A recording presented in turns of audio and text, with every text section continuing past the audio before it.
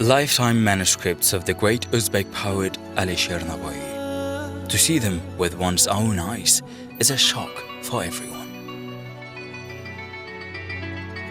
A well-rounded and gifted person, devoted humanist and intellectual, philosopher and poet, statesman and philanthropist, Alishir Navai is a phenomenal historical figure.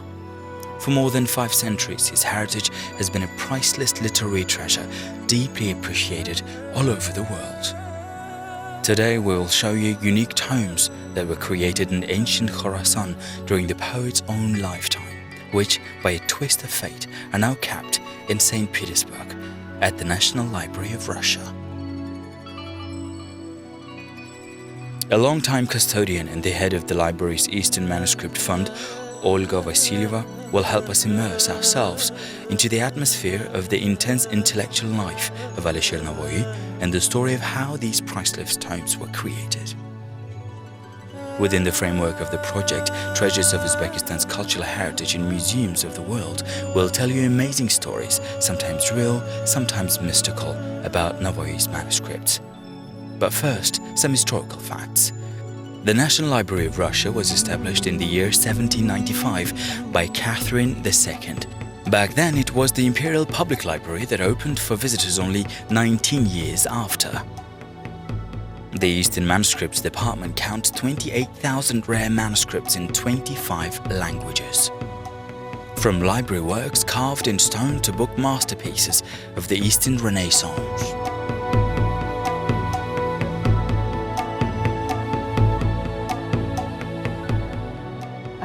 Navai's manuscripts have a special place in the Muslim world of the National Library of Russia.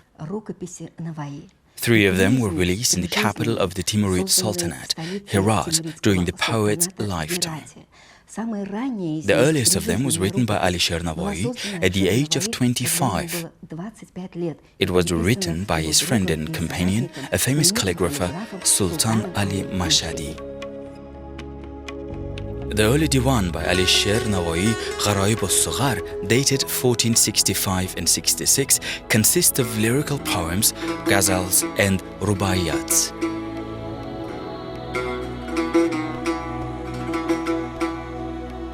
The biggest rarity is the so-called early diwan. It was rewritten when the author was only 25 years old. See the difference? This is when the author wrote, created this, and beautifully rewritten by a calligrapher. His art wasn't widely known when he wrote this, but only 2 centuries after, or even more. Before that, it was at a very elite level.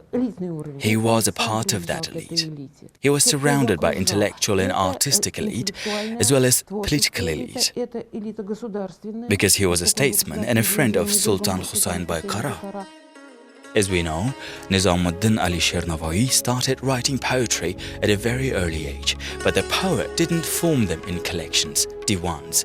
He started doing that only following the recommendation by his foster brother, friend and the governor of Khorasan, Sultan Husayn Bai Kara, at whose court calligraphy, miniature art and poetry were flourishing.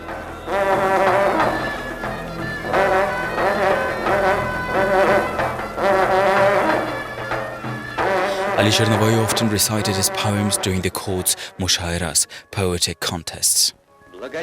Prosperous is the nation and flourishing is the dominion where the law is fair and the oppression is indefensible. And now attention, today we won't talk about the art of this genius poet, which is a separate intellectual page in the Book of World Culture. Olga Vasilyeva will tell us about the way book relics of the time were made. Manuscript is a fruit of labor, a material object created by many people with the poet being somewhere at the beginning. Who made the paper? A calligrapher, a gilder, who drew the frames, who made the ink, who was responsible for margins, decorated the cover. There is a crowd of people. You're telling a really classified information because manuscripts are viewed as masterpieces, yes, and here you say that many people worked on just a single page. I'm drawing your attention to the fact that not everyone could afford such a luxury. Of course, there are manuscripts made for ordinary readers. But in the 15th and the 16th century, ordinary people didn't read Alishir Navai. There are no such. It's possible only in the 17th and 18th century, as the manuscripts were rewritten at madrasas or anywhere. He was already popular. Manuscripts written centuries ago are also special because their typography, design, etc. could be made in different times. Let's take a look at what was made when the poet was 25. Well, first, we see that it's multicolored paper. So I wanted to ask, why was this kind of paper chosen? We don't consider the margins, as they were added only within 100 years. We consider the paper only, the multicolored paper. It is believed that in Herat they started using multicolored paper for manuscripts, while the idea itself was borrowed from China. This kind of paper started being used in approximately 1430. Later on, in the 16th century, it will become widespread. But in the 15th century, it was quite a rare thing. Take a look at the golden dust. The paper was finished with it before the calligrapher started writing on it. So the spray was done before, not after. And you can see the dust even here. It wasn't a common thing. And it came from China as well. But the Chinese specks were big, though these smaller specks started being used in Herat during the 30s. I mean, the manuscript was written, say, 30 years after that manna was introduced. So we all understand that the person who ordered this divan was wealthy, because this kind of paper with golden spray wasn't a common thing to make in the 15th century. This marks the high rank of the client. But the calligrapher's art was the most precious thing in making a manuscript. Calligrapher's works were highly appreciated. It was a diamond, the diamond that was given a new frame as the old one became worn out, when the cover started falling apart. A new owner realizes what a treasure he has and gives it a new frame for that diamond. Navai's early divan was rewritten by an outstanding calligrapher of Herat, Sultan Ali Mashhadi. There is an inscription saying Diwan Mir Alishir Navai, rewritten by Sultan Ali Mashhadi. It's in Nastaliq style, quite big letters. Sultan Mashhadi had lived a long artistic life. He began with a big Nastaliq, then we see a finer one, but then by the end of his life he lost his hand steadiness and his sight was not perfect, so he went back to writing big letters that were not quite even. And still his works were highly appreciated and collected in albums. Do you think he held them in his hands? I think he did, even if it wasn't created for the poet. It's hard to believe that the calligrapher didn't show him the work. By that time, Sultan Ali Mashhadi was 33 years old. Later, Navai became a generous patron of the brilliant master of calligraphy. He even wrote some poetry about him. With his art of rewriting the Quran, he was famous all over the world. Absolutely unmatched. That is why I feel reverence for him. Within 1980 and 1990, Sultan Ali Mashhadi made nearly 10 copies of Navai's early poetic diwan and khamsa. This is a privilege of a high-ranking master. Before the calligrapher started rewriting, he would pray a lot. It was work that pleased God. Word as an ocean is its first guise, word spoken is the second, and word written is the third. This is God as well. Manuscripts rewritten by Sultan Ali Mashhadi were meant to be gifts. He used to give them to Sultan Hussein and his children, and some other people of higher ranks. If it's written that the manuscript is to Sultan Hussein, it doesn't mean that he was the client, because it could be paid for by Alishir Navai. What does it mean? That the poet, whether he was aware of that or not, did everything to keep his works, to make them reach us. He paid for the manuscripts himself, and now we can enjoy these masterpieces. But the most important question that interested us was how this precious manuscript turned out to be in St. Petersburg. There were 18 manuscripts that Khad Khalishah Khoja sent to Nikolai I after the Russian ambassador Alexander Sergeyevich Griboyedov was killed in Tehran. It was a complicated situation back then. One war ended while another could begin. They agreed that Iran would rather make an apology while Russia would accept it. Khalishah's grandson, Khasrav Mirza, was to head the diplomatic mission. An incredibly handsome 16-year-old young man came to St. Petersburg, and everyone was so excited to see such an exotic person. And apart from the manuscripts, one of the gifts he brought was the Shah diamond that is now kept in Bahrain.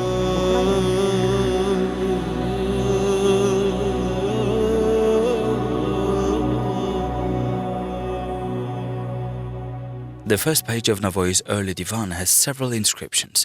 The first one has a sum of 15 rupees.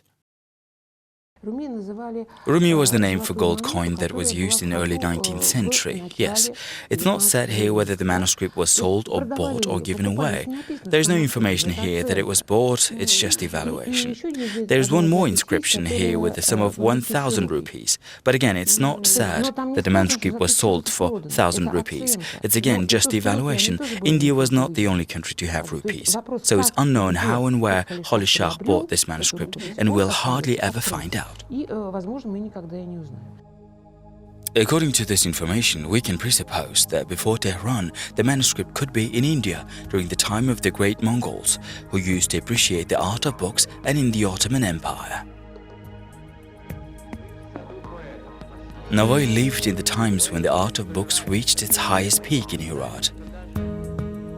In the court workshops, they made and perfected the thinnest and finest paper. The Khamsa by Alishir Navai, rewritten in Herat in 1492 and 1493, is a magnificent masterpiece of bookmaking art. This lifetime manuscript of Navai consists of 5 poems: Wonders of Good People, Farhad and Shirin, Layli and Majnun, 7 Travelers, and Alexander's Wall. In early 19th century, it got to the National Library of Russia from the so-called Ardabil collection. There is no doubt that this manuscript was made in Herat in late 15th century. Its design has direct analogies with other manuscripts made in the 16th century as well. For example, with Navai's Divan that was rewritten in Tabriz. This Navai's Divan was precisely rewritten in Tabriz in the year 1528, while this manuscript is dated 1492 and 93. What can it? This is a sign for us that the cover could be made later. I managed to find only 6 combined covers like this in the world. 1, 2, we have 1. There are 2 more in Istanbul and 1 in London. In the library, in the Victoria and Albert Museum.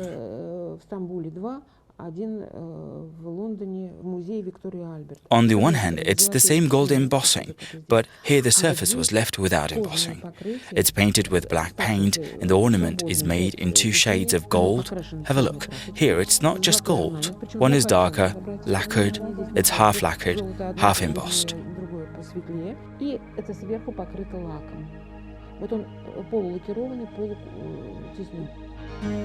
On the reverse of the first end leaf of the Khamsa, there is an inscription, Khamsa by Alishir Navai, written by the Qibla of Mavlana calligraphers of Sultan Ali Mashhadi, gilded by Muzahib Yari, encased by a gifted master, Sultan Ali Mujalida Kharavi.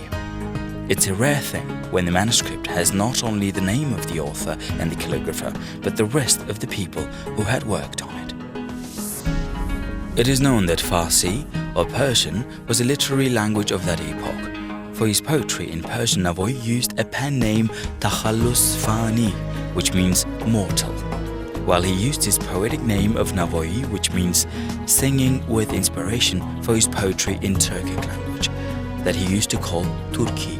It was a new literary language created by Navai, and it was equal in metaphors and poetic harmony to Persian. The richness of the Turkic language is absolutely unquestionable. A nation will learn its faith when the language ripens. The language unites the nation, and this union is the power. He just enjoys the opportunity to write in his mother tongue. Peri looked radiantly young. Among two moons she was the sun. Wherever her glances were cast, people's hearts were burnt to ashes right away. Farhat sees now that she directed her horse when he was by himself, so pale and so sad, depicted working on a plate. He who brought the history to life with strokes of paint unveiled the picture. Two royal generations used to reign over the inhabited lands.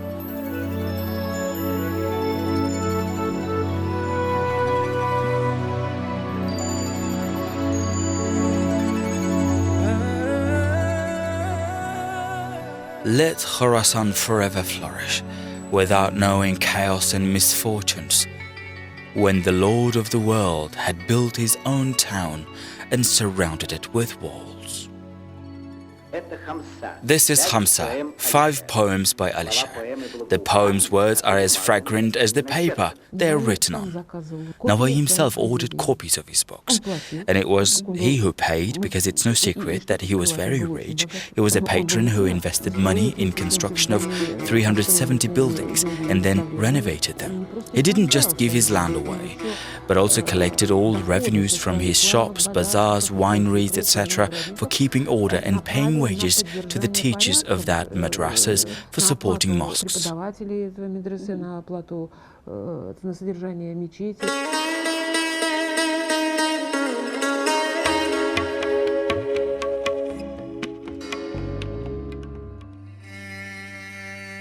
The National Library of Russia has one more lifetime tome by Alishir Navai, Kulliyat, the full collection of poets' works.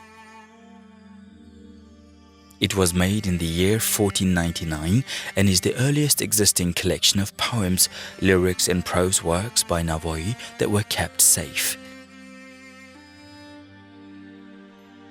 It was made 2 years before the poet died.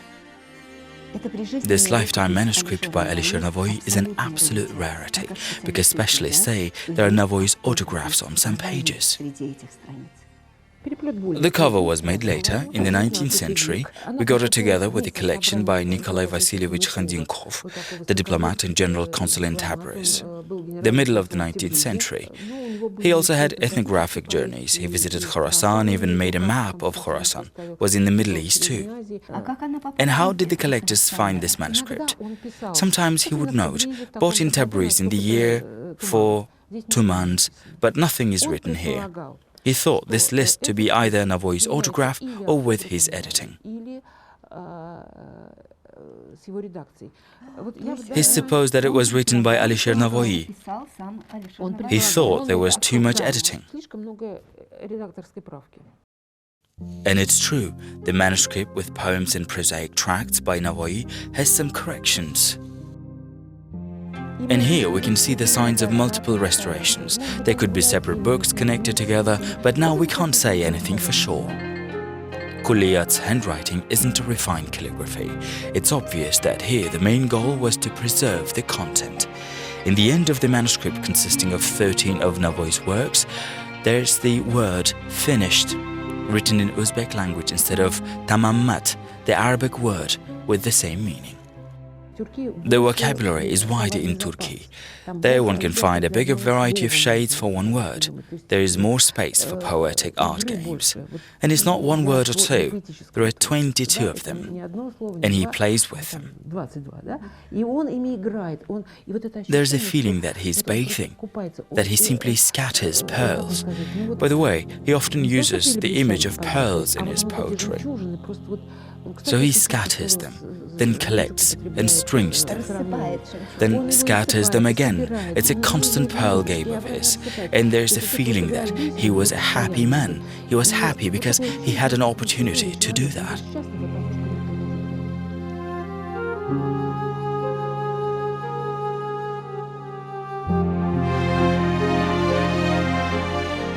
I heard the Khan of four losses, Amir Timur the Great Koragan, directed army with his iron hand and entered Hind, accepted a dreadful battle, and permanently like his star, he was awarded with victory as always.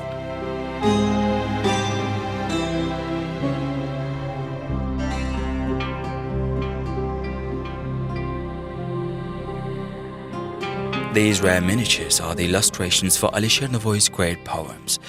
In this respect, the Kulliyat written in Herat in late 15th, early 16th century is of an outstanding value. Specialists believe that it can be Navai's lifetime manuscript as well, but the 25 miniatures in it were made later, in the 20s of the 16th century. Thanks to them, this Kulliyat is considered unique. Moreover, according to specialists, there is a portrait of Alishir Navai in one of the miniatures. Here we see a standing figure with a staff. This is Alishir Navai, yes. The face is not visible, it is damaged, quite a serious damage in the miniature. This very figure with a staff, the image that goes back to Begzad. The most famous miniature artist of the Eastern Renaissance, Kamaluddin Begzad, knew Alishir Navai in person. In the years of Sultan Hussein's reign, the court school of fine art was flourishing under Begzad's leadership. The artist created dozens of miniatures to Navai's poems and ghazals that are now kept in London, Oxford and Manchester. Begzad had lived a long life, 82 years. The place in Herat where his ashes are is a holy place for the whole Muslim world. Nadir al-Asri, Mawlana al-Ustad Kamaluddin Begzad. There is one more unique miniature in this manuscript, illustration of an unknown artist to Navai's poem Farhat and Shirin. It's called Farhat's Sea Travel. The sea was silver. It grew darker because of silver oxidation. The sea is always black. This miniature resembles two works that are thought to be made by Begzad. Fine art experts notice that. This artist has more motion than Begzad. All the pictures are moving, even the static ones. There is some inner expression in them. The name is unknown. The investigations of this relic are not yet over. It's hard to overestimate its value for the history of Transoxiana bookmaking art. It's a true masterpiece that will never fade over the years, just like the heritage of great Alishir Navai.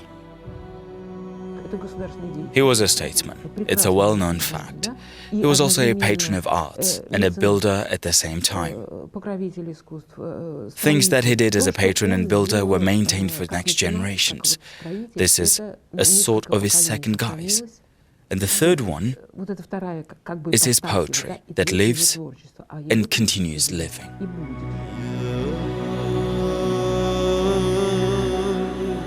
This was the project Treasures of Uzbekistan's Cultural Heritage in the Museums of the World.